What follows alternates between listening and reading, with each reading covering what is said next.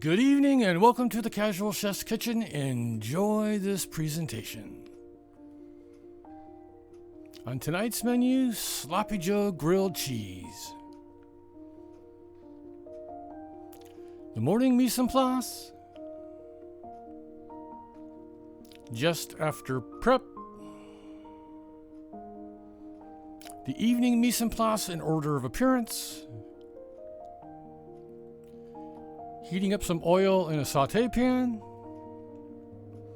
I add the onions and saute for a few minutes.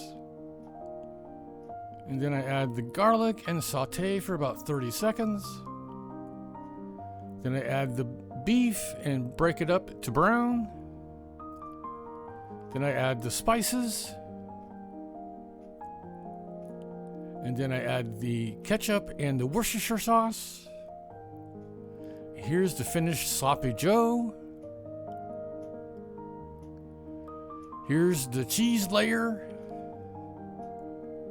Then I add some Sloppy Joe. And now on the flat top on the first side. And flip to the second side. The final presentation. Thank you for joining me here at the Casual Chef's Kitchen. Have fun cooking.